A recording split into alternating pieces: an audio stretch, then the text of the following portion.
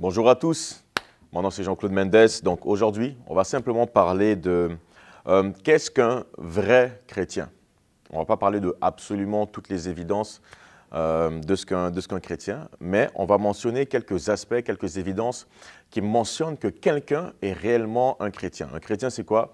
Un chrétien, c'est simplement un disciple de Jésus-Christ, tout simplement. Il est écrit dans les Écritures que ce fut à Antioche que pour la première fois, les disciples furent appelés chrétiens. Donc, on va voir ici qu'est-ce qu'un vrai disciple de Jésus, qu'est-ce qu'un vrai chrétien. C'est important de savoir ça parce que beaucoup de gens disent qu'ils sont chrétiens.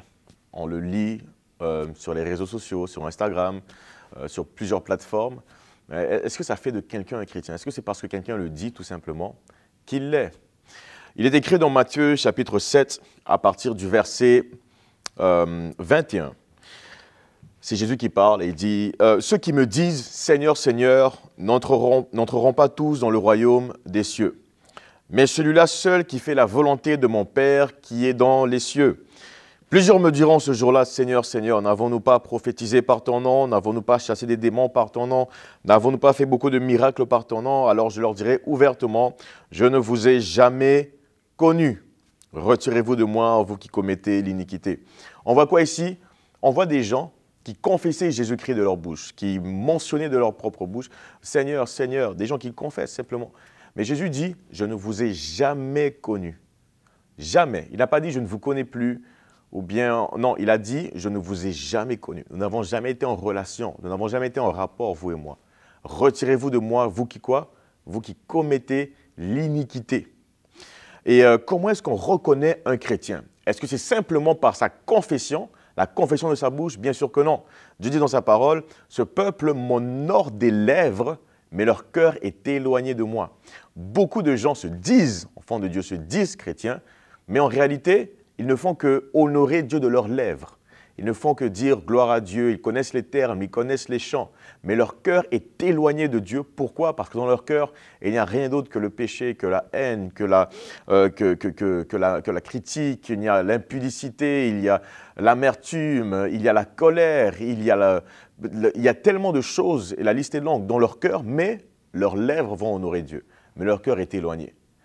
Comment est-ce qu'on reconnaît un vrai chrétien, un vrai enfant de Dieu?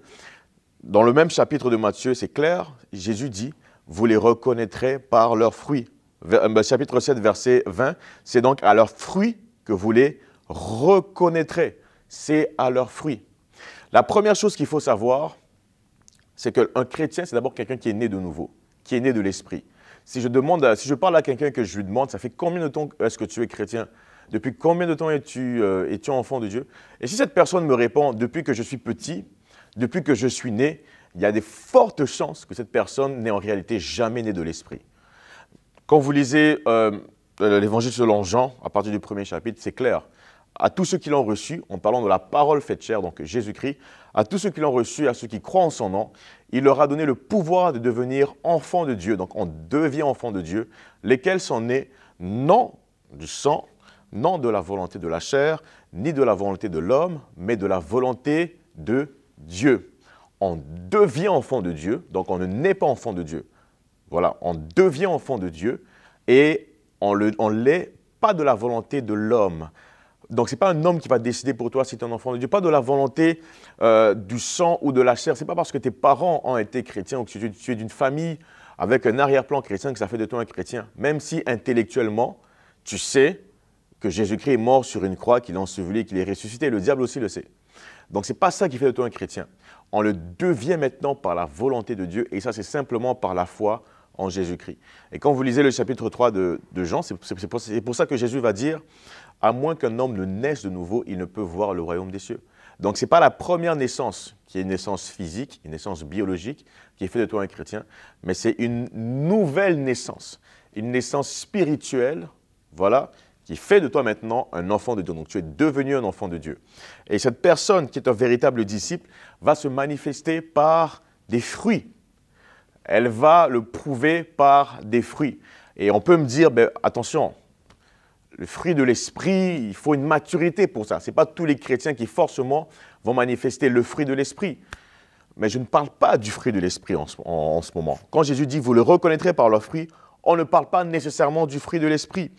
On va lire ici donc dans Luc, l'Évangile selon Luc à partir du chapitre 3 et le verset 10.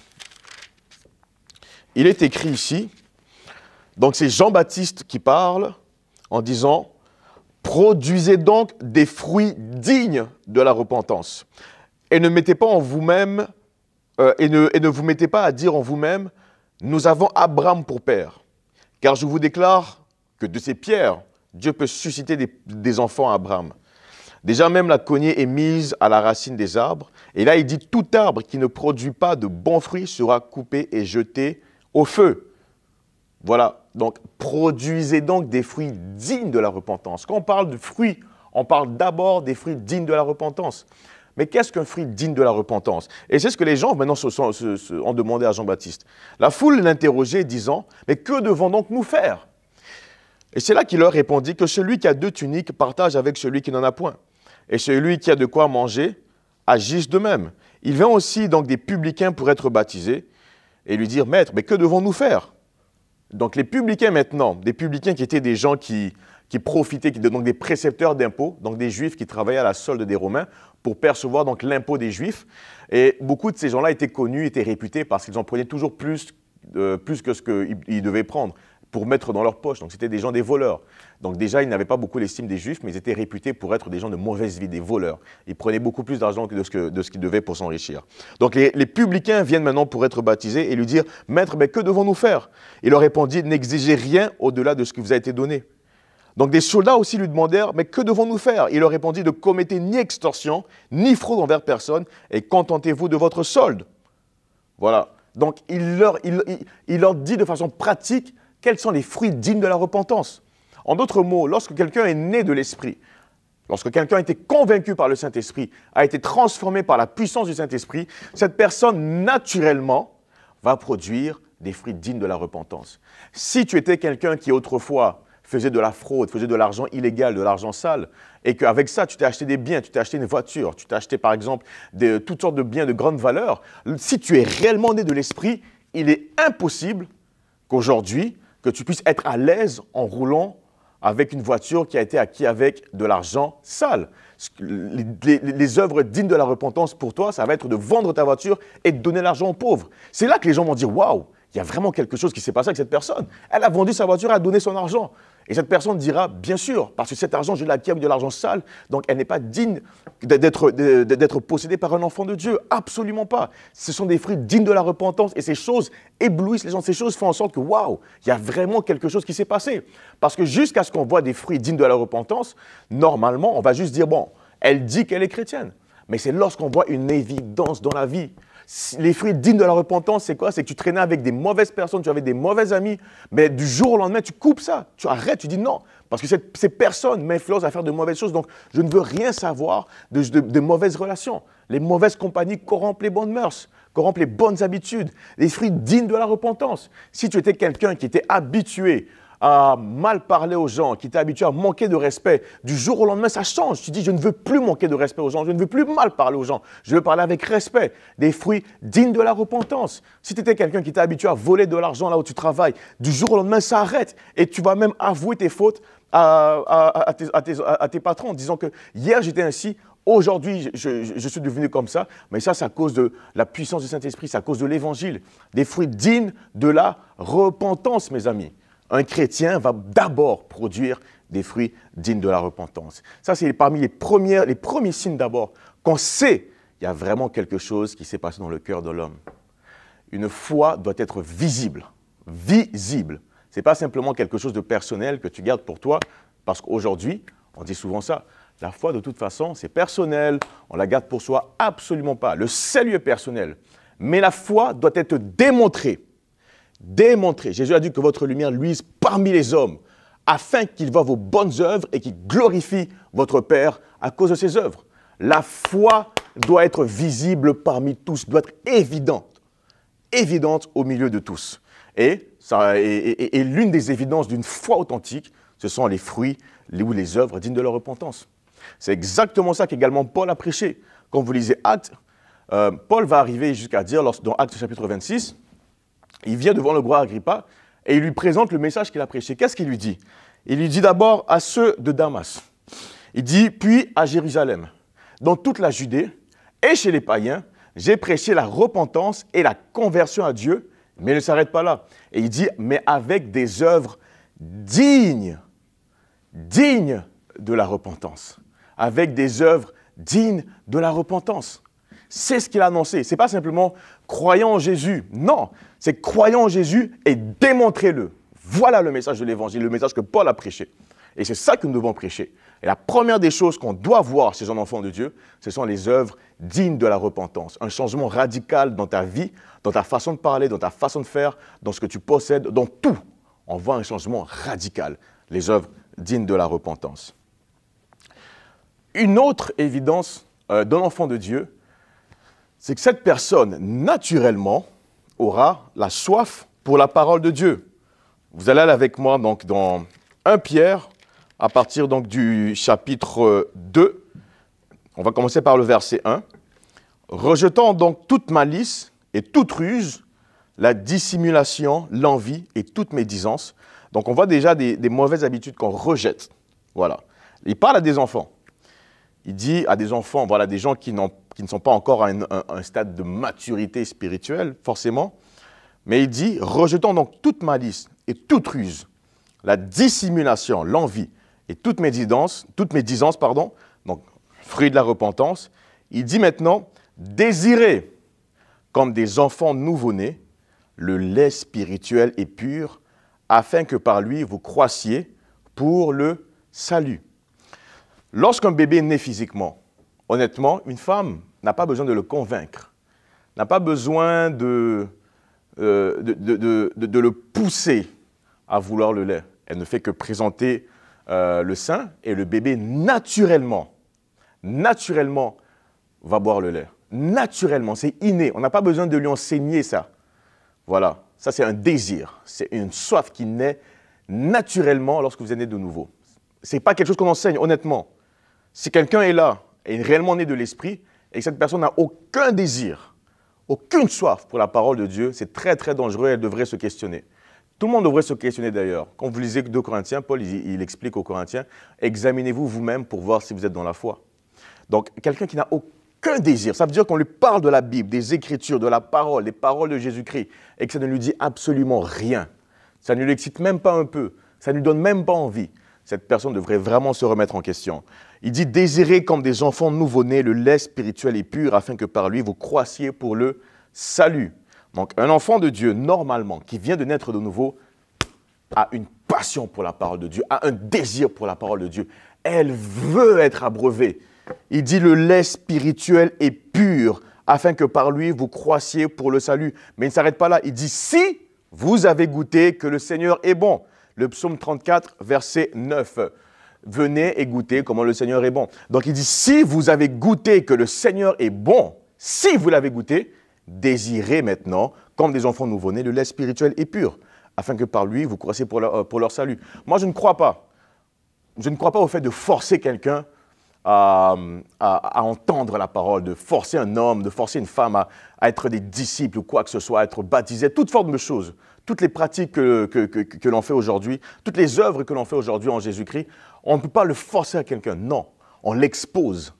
Et honnêtement, ceux qui ont soif viendront. Jésus, c'est ce qu'il a fait. Il n'a forcé personne à le suivre. Personne. Il leur a proposé, tout simplement. Il leur a proposé de le suivre. Il disait de toute façon que celui qui a soif, qu'il vienne et qu'il boive. Il n'a pas forcé personne, que celui qui a soif, que celui qui veuille me suivre. Si quelqu'un veut me suivre, qu'il se charge de sa croix. Voilà. Donc, c'est toujours si quelqu'un... Jésus ne forçait personne. D'ailleurs, quand la majorité des disciples l'ont quitté, après toutes les conditions que Jésus a données pour être un disciple, c'était des conditions très difficiles.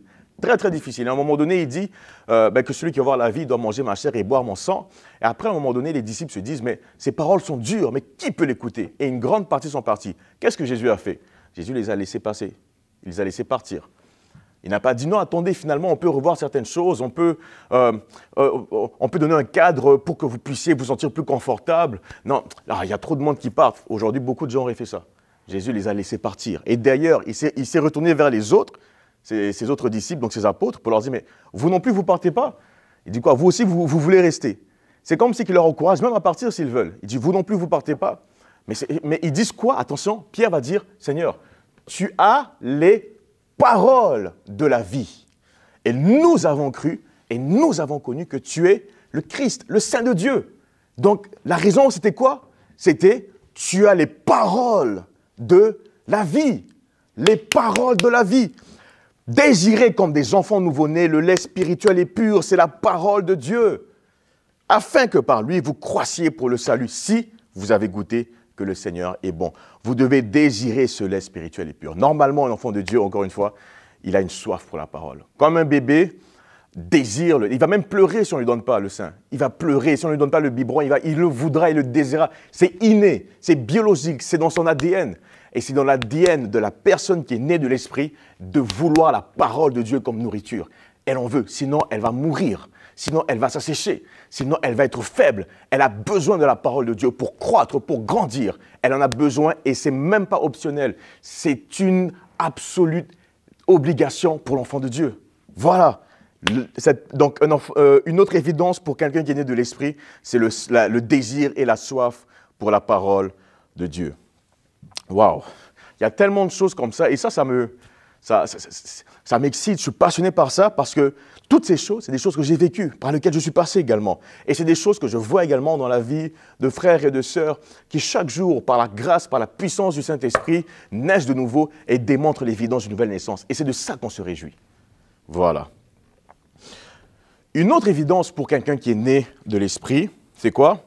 C'est que cette personne aura la haine des choses du monde et l'amour pour les choses de Dieu. Donc, cette personne aura une haine croissante pour les choses du monde.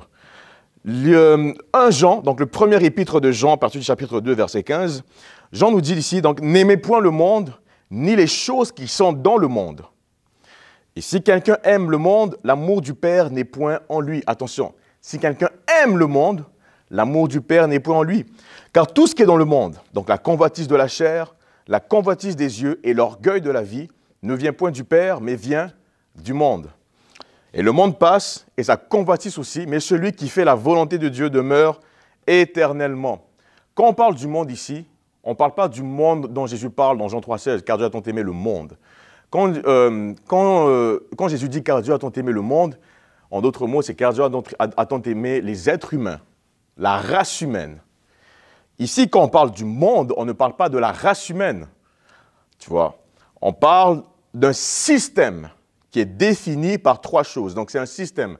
Hein? Nous, on n'est pas du monde, on est du royaume de Dieu. Donc, quand on parle le monde avec ses passions et ses désirs, on parle d'un système. Et ce système est défini par 3 aspects. Il dit car tout ce qui est dans le monde, on parle de la convoitise de la chair, la convoitise des yeux et l'orgueil de la vie. Donc, la convoitise de la chair, c'est la convoitise qui est animée par nos sens, par tout ce qui est sensuel, au fait. La convoitise de la chair. Si quelqu'un, par exemple, va voir une femme et est attiré par cette femme et il va commencer à la convoiter ses formes, convoiter ses aspects physiques.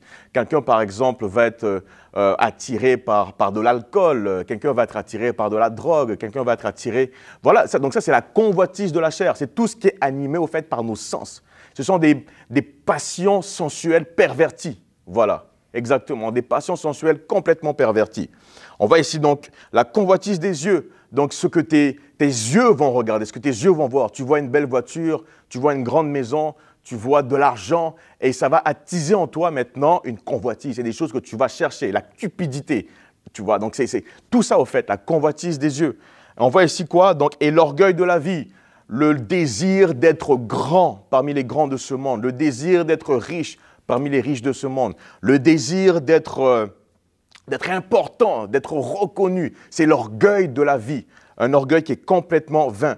Donc ça, ce sont les aspects maintenant qui définissent ce qu'est le monde.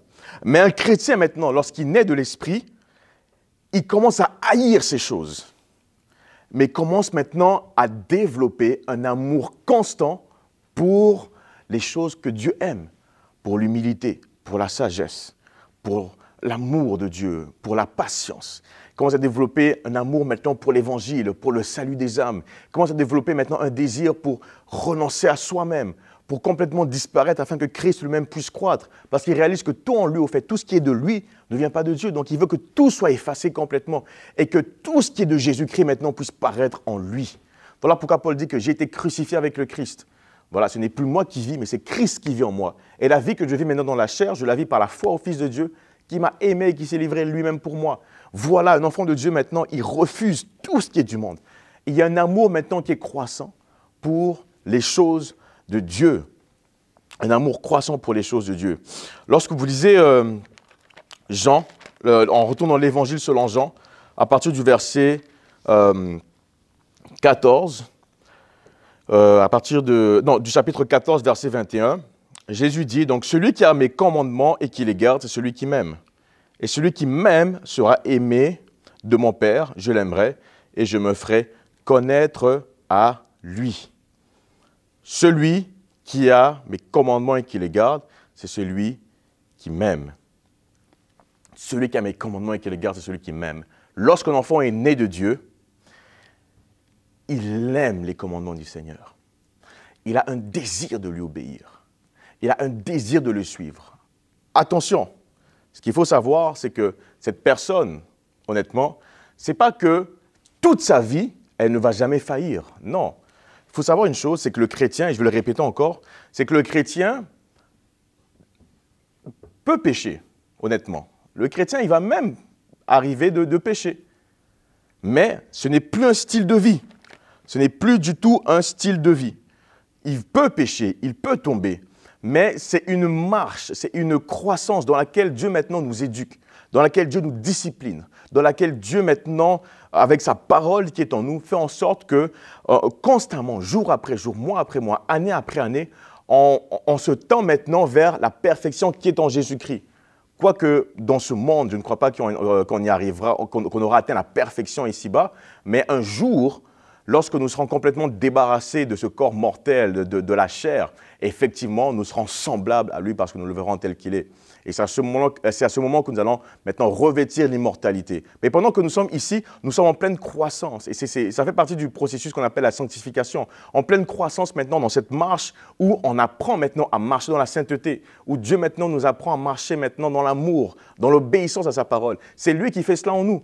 Il l'a dit plusieurs reprises dans l'Ancien Testament, même quand vous lisez Jérémie, il dit « Je mettrai ma loi dans leur cœur, je ferai en sorte que vous m'obéissiez. » C'est ça, au fait.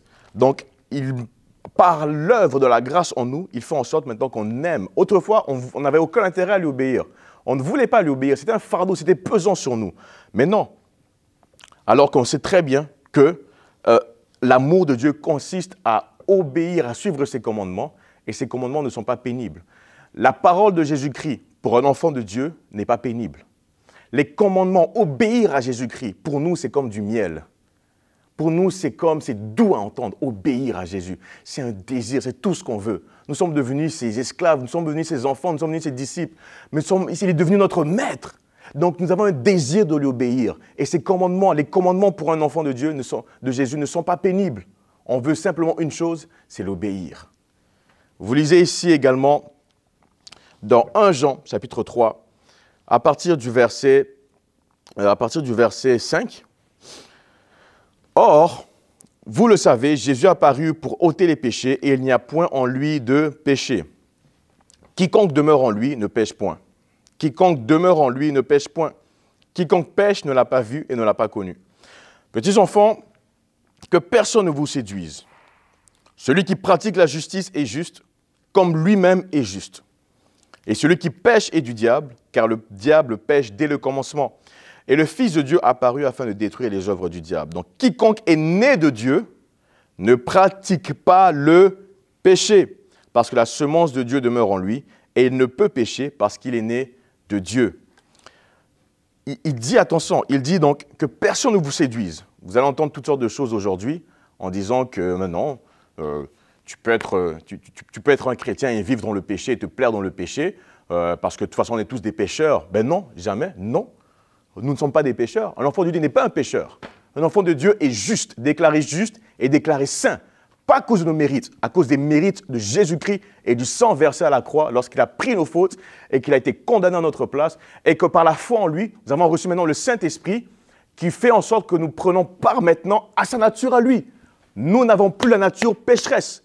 Nous avons maintenant la nature de Dieu. Donc nous sommes saints et justes devant Dieu à cause de Jésus-Christ. Donc nous ne sommes pas des pécheurs. Que personne ne vous séduise. Vous n'êtes pas des pécheurs qui doivent marcher et prendre du plaisir dans le péché. Non, celui qui est né de Dieu, quiconque est né de Dieu, ne pratique pas le péché. Ne pratique pas le péché. Attention, verset 10. Et c'est par là que se font reconnaître les enfants de Dieu et les enfants du diable. Écoutez, soit tu es un enfant de Dieu, ou soit tu es un enfant du diable. Si tu es un enfant de Dieu, tu pratiques la justice et tu marches dans la sainteté. Si tu es un enfant du diable, tu pratiques l'injustice et tu marches dans l'iniquité. Et si tu prends du plaisir dans l'iniquité, dans le péché, et tu sais ce que tu fais est mauvais, et que tu y prends du plaisir, et que tu cherches même à te justifier par rapport à ça, la Bible dit clairement ici, ce n'est pas moi, c'est la Bible, c'est par là que se font reconnaître les enfants de Dieu et les enfants du diable. Et les enfants de Dieu, ils aiment la justice. Ils veulent obéir à Jésus-Christ et marcher dans la sainteté, même si ce n'est pas facile, même si cette personne peut tomber par moments, mais vous allez voir qu'il y a une œuvre qui fait en sorte que cette personne va toujours grandir dans la sanctification et dans la sainteté. Soit tu es un enfant de Dieu, ou soit tu es un enfant du diable. Et donc, c'est important de savoir que quiconque est né de Dieu ne pratique pas le péché parce que la semence de Dieu demeure en lui. Verset 6. Donc, quiconque demeure en lui ne pêche point. Et quiconque pêche ne l'a pas vu et ne l'a pas connu. Je vais finir avec ça donc, dans Jean chapitre 15 pour redire ce que Jésus a dit. Donc, il dit, chapitre 15, verset 1, donc Jean chapitre 15, verset 1, « Je suis le vrai cep et mon Père est le vigneron. Et tout sarment qui est en moi et qui ne porte pas de fruit, il le retranche. Et tout sarment qui porte du fruit, il l'émonde afin qu'il porte encore plus de fruits. Et déjà, vous êtes purs à cause de la parole que je vous ai annoncée. » Et là, il dit, verset 4, « Donc demeurez en moi, et je demeurerai en vous. Comme le sarment ne peut lui-même porter du fruit, s'il ne demeure attaché au cep, ainsi vous ne pouvez non plus si vous ne demeurez en moi. Je suis le cep, et vous êtes les sarments. Et celui qui demeure en moi et en qui je demeure porte beaucoup de fruits, car sans moi, vous ne pouvez rien faire. Et si quelqu'un ne demeure pas en moi, il est jeté dehors comme le sarment et il sèche, puis on ramasse les sarments, on les jette au feu et ils brûlent. » La vraie question, donc, il dit, donc, si vous demeurez en moi, vous allez porter beaucoup de fruits. Si vous ne demeurez pas en moi, vous ne porterez pas de fruits. Mais si quelqu'un ne demeure pas en moi, il est jeté dehors.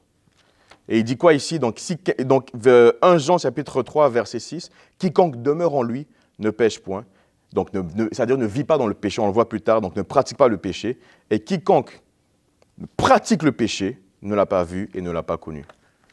C'est clair et simple. Ce n'est pas moi, c'est la Bible. On ne fait que vous transmettre le message. Maintenant, c'est à vous de vous examiner à la lumière de la parole, qu'il soit un miroir devant vous. En réalité, on voit ici on voit par ce texte quoi? Tout simplement que ce n'est pas au fait nous dans tout ça. Ce n'est pas nous, par nos propres efforts, par notre propre vie de piété, par notre propre religiosité, qu'on arrive à atteindre un stade quelconque. Non. Depuis le début, c'est simplement par la vertu, par la grâce et par la puissance du Saint-Esprit. Tout simplement, à cause de ce que Jésus-Christ a fait pour nous. Jésus-Christ a vécu une vie parfaite que personne ne pouvait vivre. Il a été suspendu sur une croix, il a versé son sang et il a pris toutes nos fautes, tous nos péchés, nos iniquités ont été mis sur lui. Il a été jugé, condamné par Dieu à notre place, enseveli et ressuscité le troisième jour d'entre les morts, prouvant ainsi qu'il est le Fils de Dieu, parce que la mort ne pouvait pas le contenir. Et aujourd'hui, il est assis à la droite de Dieu, glorifié. Et nous maintenant, la question c'est, quelle est notre réponse par rapport à ce qu'il a fait en nous, pour nous? Est-ce que c'est, je crois intellectuellement et je vis ma vie comme je peux et j'essaye de temps à autre d'aller à l'église, de prier le matin, de prier le soir, en espérant qu'un jour, peut-être que j'ai fait assez de choses pour que Dieu puisse m'accepter? Est-ce que c'est ça ta réponse? Ou bien c'est d'abord de reconnaître que je suis un pécheur, honnêtement, que je suis incapable de me sauver moi-même, incapable de me sanctifier moi-même, incapable de faire quoi que ce soit. Sans moi, vous ne pouvez rien faire. Et Seigneur, honnêtement, je m'identifie à toi pour ce que tu as fait pour moi. Et je veux absolument me soumettre à ta volonté, que ta grâce opère dans mon cœur, afin qu'en toi, je puisse réellement être un enfant de Dieu et produire du fruit et avoir la joie du salut et l'espérance de la vie éternelle. Il y a vraiment une différence au fait. Donc, honnêtement, on voit ici simplement que c'est l'œuvre de Dieu dans le cœur de l'homme. Donc, il faut s'examiner à la lumière de ce qui est écrit et dire, est-ce que réellement la grâce de Dieu opère en moi? Est-ce que réellement je suis un enfant de Dieu ou bien un enfant du diable? honnêtement. C'est à vous de décider, bon, c'est à vous de voir plutôt, mais à la fin de la journée, c'est Dieu qui va décider. C'est Dieu qui va décider. Mais une chose ne trompera jamais, ce seront les évidences, les fruits. Jésus a dit, vous les reconnaîtrez par leurs fruits. Aucun bon arbre ne peut produire de mauvais fruits et aucun mauvais arbre ne peut produire de bons fruits, honnêtement. Donc, je vous ai présenté quelques points sur certaines évidences de ce qu'un vrai chrétien. Il y en a d'autres, on n'aura pas le temps de tout aborder aujourd'hui, afin que vous puissiez vraiment, à la lumière de ce qui a été dit aujourd'hui, simplement vous identifier, simplement vous examiner par rapport à ça, et que celui qui a des oreilles pour entendre plutôt, entende, tout simplement. OK? En tout cas, que la grâce soit avec vous. C'était donc Jean-Claude Mendes, votre frère en Jésus-Christ. Donc à la prochaine.